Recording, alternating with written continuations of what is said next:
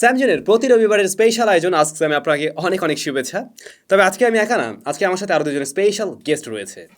এই যে এই দুইজন, হাই বলে দাও। এরা আমাদের স্যামজন স্টুডিওর নতুন সদস্য, যারা আমাদের এখানে কাজবাজ করবে। বিভিন্ন রকমের কাজ অলরেডি শুরু করে দিয়েছে, যেমন ধরুন আমার সোফার উপরে স্ক্র্যাচ দেওয়া, তারপরে আমার এই যে এই ধরনের রিমোট বা ছোটো যে জিনিসগুলো রয়েছে, গ্যাজেটগুলো, এগুলোকে একটা জায়গা থেকে অন্য জায়গায় পাঠিয়ে দেওয়া, এগুলো দিয়ে খেলা করা, এই ধরনের কাজবাজ তারা স্টার্ট করে দিয়েছে। তো এই যে ওনার নাম হলো জ্যাক, আর ইনি হলেন রোজ। আশা করছি এদেরকে আপনারা মাঝে মাঝে দেখতে পাবেন। অনেক কিউট, সুপার কিউট। দুইটাই ছোট, এদের এইজ মাত্র 2 মাস। স্যামজন স্টুডিওর নতুন সদস্যদের আপনাদের কেমন লাগলো অবশ্যই কমেন্ট করে জানাবেন। গত সপ্তাহে অর্থাৎ গত রবিবারে আমাদের প্রশ্নোত্তর পর্বটি দেওয়া হয়নি, তো তার আগের ভিডিওতে আপনারা অনেকগুলো গুরুত্বপূর্ণ প্রশ্ন করছিলেন, যেগুলোর উত্তর অবশ্যই আমার দেওয়া উচিত ছিল, যে কারণে আজকের ভিডিওতে কিন্তু ওই প্রশ্নের উত্তরগুলো থাকছে, পাশাপাশি এই যে লাস্ট উইকে আপনারা যতগুলো প্রশ্ন করেছেন তার উত্তরও থাকবে। ইভেন গতকালকের ভিডিওরও বেশ কিছু প্রশ্নের উত্তর রয়েছে। আমি আর সময় নষ্ট করবো না, তাহলে সরাসরি চলে যাচ্ছি এখন কমেন্ট সেকশনে। মুগ্ধ সাহা ভাই, আপনাদের মুখে শুনি ফ্ল্যাগশিপ ডিভাইস। এই ফ্ল্যাগশিপ ডিভাইসের মানে কি? পতাকা জাহাজ, এর মানেটা কি? ভাইয়া আসলে ডিটেলসে এভাবে বলার কিছু নাই, বিষয়টা আপনি সহজে বুঝুন। ধরুন এই যে যারা স্মার্টফোন তৈরি করে, যতগুলো ব্র্যান্ড রয়েছে, তারা একদম টপ লেভেলের যে স্মার্টফোনগুলো তৈরি করে থাকে, এবং তাতে বেশ কিছু ফিচারও অ্যাড করা হয়, যেগুলো কিনা আমরা মিড রেঞ্জ বা হাই মিড রেঞ্জ বাজেটের স্মার্টফোনেও দেখতে পাই না, শুধুমাত্র ওই টপ লেভেলের স্মার্টফোনগুলোতেই দেখা যায়, যেগুলো মানে এখন পর্যন্ত মোবাইল মার্কেটে সবচেয়ে সেরার কাতারে রয়েছে। এগুলোকে সাধারণত ফ্ল্যাগশিপ ডিভাইস বলা হয়ে থাকে। যেমন সেখানে ক্যামেরায় আমরা স্পেশালিটি পাবো, অর্থাৎ মিড রেঞ্জ বা হাই মিড রেঞ্জ বাজেটের একটা ফোনের চাইতেও ক্যামেরায় ভালো রেজাল্ট করবে। দেন তার প্রসেসরটা একদম টপ লেভেলেরই হবে, সবচাইতে ভালো প্রসেসরটা থাকবে। তাতে হয়তো আমরা আরও নতুনত্ব বেশ কিছু দেখব, যেমন ধরুন ডিসপ্লের তলার ক্যামেরা। এই বিষয়টা কিন্তু আমরা একটা মিড রেঞ্জের বাজেটের ফোনে এখনও পাবো না, রাইট? তো এই বিষয়গুলো একদমই টপ লেভেলের স্মার্টফোনে রয়েছে, এবং ওই ফোনগুলোকেই বলা হয়ে থাকে ফ্ল্যাগশিপ ডিভাইস। টিসি রিমঝিম, স্যাম ভাই গরমের জন্য ছোট পকেট ফ্যান ভিডিও চাই। আমরা রিসেন্টলি এরকম একটা ভিডিও দিয়েছিলাম, ওই যে ব্যাসুস ফ্যান, খুব ইন্টারেস্টিং একটা ভিডিও। তো ওই ফ্যানটা দেখতে পারেন, ওটা কিন্তু বেশ ভালো, এবং আমার পরিচিত বেশ কয়েকজন ব্যবহার করছে, তাদের কাছে ওটা খুবই ভালো লেগেছে। তবে এইটার নতুন আরও একটা মডেল চলে আসছে, আমি ট্রাই করব যখন ওই যে 3-4টা গ্যাজেট নিয়ে কোনো একটা ভিডিও করি, খুব শীঘ্রই সেরকম কিছু ট্রাই করছি। ওই যে আমার বিড়ালে এদিকে হচ্ছে বল দিয়ে খেলতেছে, শব্দ করো কেন?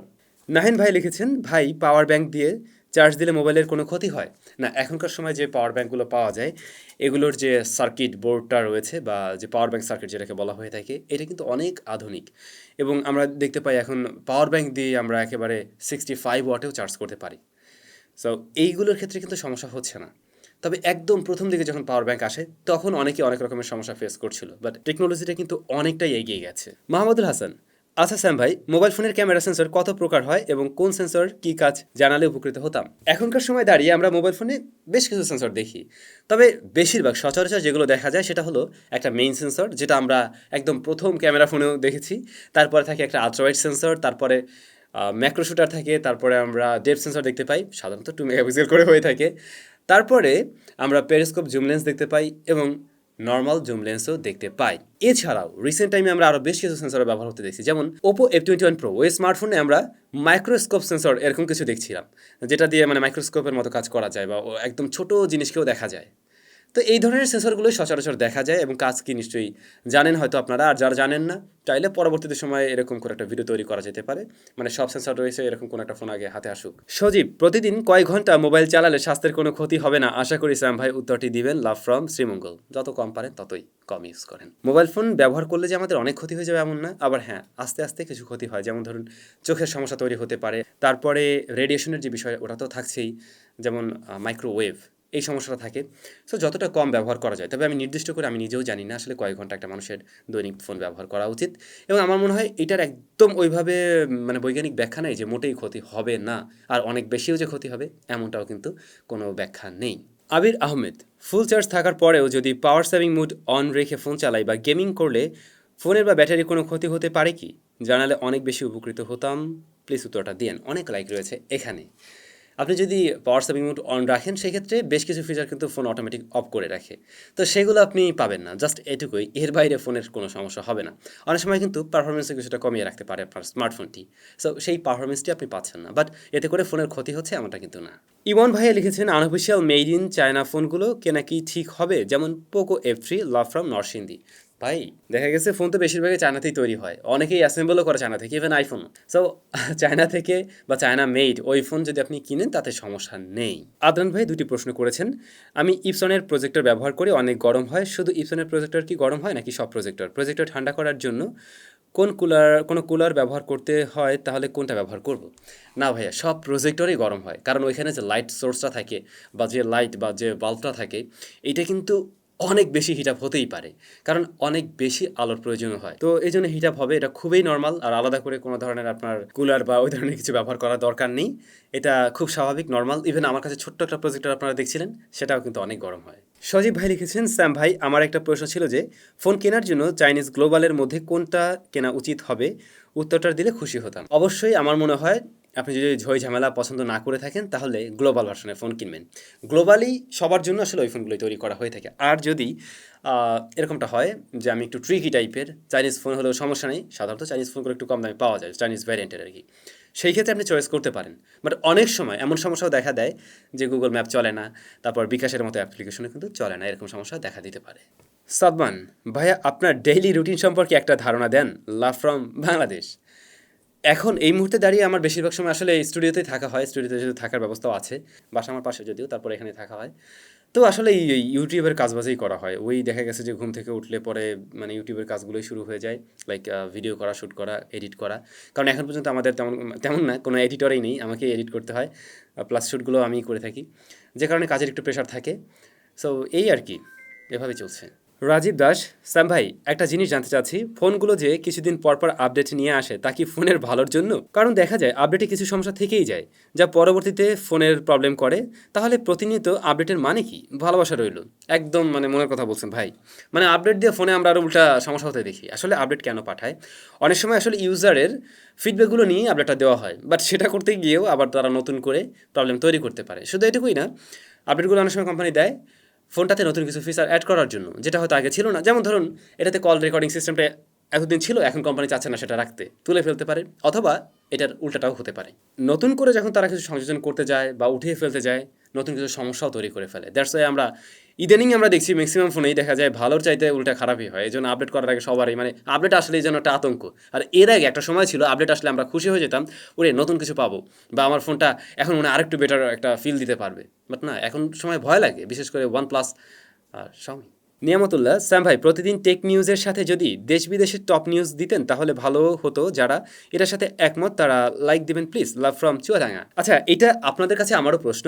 টেক নিউজ আসলে প্রতিদিন অনেক থাকে এমন না, তো এর সাথে যদি আপনারা বলেন যে এরকম একদম টপ নিউজ যদি কিছু থাকে শেয়ার করার মতো, তাহলে আমরা শেয়ার করবো কি না কমেন্ট করে জানাবেন। তাহলে ওই নিউজগুলো আমরা টেক রিলেটেড নিউজের পরে গিয়ে দিতে পারি। স্কোয়াড লেজেন্ড ভাই, পুরাতন মোবাইল ভিডিও করলে অনেক নয়েজ আসে, এখন যদি ওই মোবাইলে মাইক্রোফোন ব্যবহার করি তাহলে কি নয়েজ আসবে? যে কোনো মোবাইল ফোনে যখন শ্যুট করতে চান, যদি ভয়েস দিতে চান, তাহলে অবশ্যই একটি মাইক্রোফোন ব্যবহার করতে পারেন। আর কম টাকার মধ্যে আসলে বয়া M1 এই মাইক্রোফোনটা ভালো, আমরা সকলেই জানি। ইভেন ওইটাতে কিন্তু নয়েজ ক্যাপচার করে না। সো একদম কম টাকায়, হাজারখানেক টাকার মধ্যে ওটা মনে পাওয়া যায়, আর একটু কমেও পাওয়া যেতে পারে। তাহমিদ খান, সাম ভাই, আইপিএস ডিসপ্লেকে কি চেঞ্জ করে অ্যামোলেড বা সুপার অ্যামোলেড করা যাবে? না ভাইয়া, সেটা করা যাচ্ছে না। শাহরিয়ার সায়েম, সাম ভাই, লিকুইড কুলিং সিস্টেম কিভাবে কাজ করে বললে ভালো হতো, অ্যাডভান্স থ্যাঙ্কস। আচ্ছা, লিকুইড কুলিং সিস্টেমটা মোবাইল ফোনের জন্য কীভাবে কাজ করে, বা মোবাইল ফোনের যত কুলিং টেকনোলজি আমরা জেনে আসছি এখন পর্যন্ত, এটি নিয়ে আমি একটা ডেডিকেটেড ভিডিও নিয়ে আসবো। দ্যাটস ওয়াই আজকের ভিডিওতে আমি এই বিষয়টা নিয়ে অতটা বিস্তারিত আলোচনা করছি না। বাট আপনার প্রশ্নের উত্তরটা যদি সংক্ষেপে দেওয়া হয়, মোবাইলের ভিতরে একটা টিউব থাকে যেটা হচ্ছে গিয়ে কপারের, এবং তার পুরুত্ব মাত্র 1 মিলিমিটারেরও নিচে আর কি, এবং সেটার ভিতরে একটা লিকুইড থাকে, এবং ওই লিকুইডের মাধ্যমে কিন্তু ফোনটাকে ঠান্ডা রাখা হয়। অর্থাৎ প্রসেসরটা অতিরিক্ত গরম হয়ে গেলে এটাকে ঠান্ডা করা হয়। তবে এখানে একটা প্রসেস রয়েছে অবশ্যই, যেমন ওই লিকুইডটা গিয়ে আবার ভ্যাপরে পরিণত হয়, তারপরে ওই বিষয়টা সার্কেল হতে থাকে বারবার। এই বিষয়টা নিয়ে আমি একদম বিস্তারিত একটা ভিডিও তৈরি করতে চাই, যাতে করে আপনারা বুঝতে পারেন। Saiful Islam, second hand phone কেনার ক্ষেত্রে কী কী বিষয় লক্ষ্য করা উচিত? আশা করি উত্তর পাবো। Love from ফ্যানি। ডেডিকেটেড ভিডিও আছে 2টা, সেকেন্ড হ্যান্ড ফোন কীভাবে কিনবেন, ফেসবুকে আছে, ইউটিউবে আছে। এই আপনারা মানে ফেসবুকে ফলো করবেন না নাকি, মানে ভাই না নাকি ভাই? তো স্যাম নামে আমার একটা পেজ রয়েছে, আপনারা চাইলে ফলো দিতে পারেন। ইভেন আমি কিন্তু ইনস্টাগ্রামও চালাই, সো টুইটারও চালাই, চাইলে একটু ফলো করে দিয়েন আর কি। আচ্ছা, আপনার প্রশ্নের বাইরে চলে গেলাম। সেকেন্ড হ্যান্ড ফোন কী দেখে কিনতে পারেন। অবশ্যই আপনি ট্রাই করবেন যে ফোনটি কিনছেন তার সাথে ওয়ারেন্টি রয়েছে কিনা। যদি ওয়ারেন্টি থাকে কিছুদিন, সেটা হতে পারে 2 মাস 3 মাস, তাহলে আপনি সেটাকে দেখতে পারেন। তারপরে বক্স আছে কিনা এটা দেখে নেবেন এবং যার কাছ থেকে কিনুন না কেন, যদি অপরিচিত হয়ে থাকে মাস্ট আপনি তার কাছ থেকে তার আইডেন্টিফিকেশন কোনো কার্ড অবশ্যই নিয়ে রাখুন। এবং দোকান থেকে কিনতে গেলে অবশ্যই ক্যাশ মেমো নিতে হবে। আর ফোনটা খোলা হয়েছে কিনা এটা একটু খেয়াল করে নেবেন। অনেক সময় ডিসপ্লে সাইডটা পাশ দিয়ে দেখতে গেলে বোঝা যায় যে আসলে খোলা হয়েছে কিনা। যদি মনে হয় খোলা টোলা হয়েছে, দরকার নেই ভাই। সে বলতে পারে ভাই আমার ভিতরে একটা স্পিকার গিয়েছিল, বাট না, তার ডিসপ্লেটাও যেতে পারে। সো যদি এরকম মনে হয় তাহলে না নেওয়াই ভালো। 907 ভাই, একটা প্রশ্ন ছিল, আপনি বর্তমানে কী ফোন ব্যবহার করছেন? এই যে আমার হাতে এই যে ফোনটা, এটা হলো স্যামসাং গ্যালাক্সি F21, কী বলি আমি এগুলো, Samsung Galaxy S21 fan edition. আর আর এটা হলো আইফোন 13 প্রো ম্যাক্স, এই দুটাই। তবে আইফোন 13 প্রো ম্যাক্সটা সিরিয়াসলি ওটা ব্যবহার হয় শুধুমাত্র ভিডিও করার জন্যই। স্যাম ভাই, ইরানের টেসলা ফোন এর প্রাইস কত হতে পারে আনুমানিক? আমার কোনো আইডিয়া নাই, বাট এটুকু ধারণা করছি যে এটা আইফোন তারপর স্যামসাংয়ের একদম টপ লেভেলের স্মার্টফোনের চাইতেও দাম বেশি হবে। আরিফুল হাসান, বৃষ্টি আর অনেক বজ্রপাতের সময় ফোন চার্জে থাকলে কি কোনো সমস্যা হবে? এটা খুবই গুরুত্বপূর্ণ প্রশ্ন এবং এর মধ্য দিয়ে আমরা আমাদের আজকের আস্কসামের পর্বটা শেষ করছি। এই সময়টাতে ফোন চার্জে না রাখা ভালো, ইভেন টিভি সেটাও কানেক্টে না রাখা ভালো। কারণ হয় কি, যদি কোনো কারণে থান্ডারিংয়ের কারণে আর কি ভোল্টেজটা বেড়ে যায়, সেই ক্ষেত্রে কিন্তু চার্জারটি নষ্ট হয়ে আপনার ফোনটাও নষ্ট করে দিতে পারে। হাই ভোল্টেজ চলে আসলে সব কিছু নষ্ট হয়ে যাওয়াটা খুবই স্বাভাবিক। তো না রাখলেই ভালো। তবে নর্মাল হালকা পাতলা বৃষ্টি হচ্ছে এমন সময় সমস্যা হয় না, বাট হেভি থান্ডারিংয়ের সময় একটু খুলে রাখতে পারলে ভালো। সবাই তাহলে ভালো থাকবেন, সুস্থ থাকবেন। আপনাদের সাথে নিশ্চয়ই আবারও দেখা হচ্ছে আগামীকাল নতুন ভিডিওতে।